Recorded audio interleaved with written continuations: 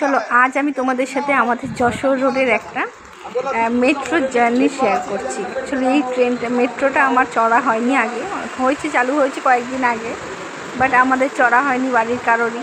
তো কয়েকদিন ঠিক করেছিলাম যে যাব, এটা সময় বার করে যাওয়ার ব্যাপার হয়ে যায়, তো তাই আজকে সবাই মিলে মানে ফ্যামিলি কয়েকজন মিলে বাড়ির কজন বেরিয়েছি।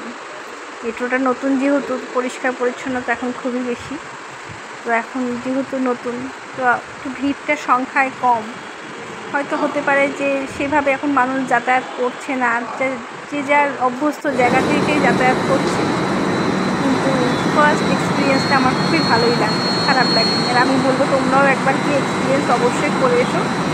তো তোমরা কারা কারা গেছো আর কারা কারা যাওনি সেটাও আমাকে জানিও। তো আমাদের তো ভালোই কিচ্ছু না, পাওয়ার না পাবে না, পাবে না।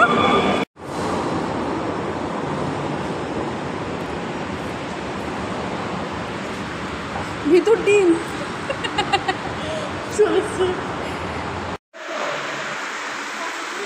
মেট্রো এইভাবেই জার্নিটা শুরু হয়েছিল, বেশ ভালোই লাগলো। তবে যারা রেগুলার বেশি যাতায়াত করে তাদের জন্য হয়তো দুবার মেট্রোটা চেঞ্জ করা, যেমন নোয়াপাড়া এখান থেকে যশোর থেকে নোয়াপাড়ায় নেবে, তারপর ওখান থেকে তোমরা নিউ মার্কেট হোক বা সাতদিন হোক সেখানে যেতে পারবে।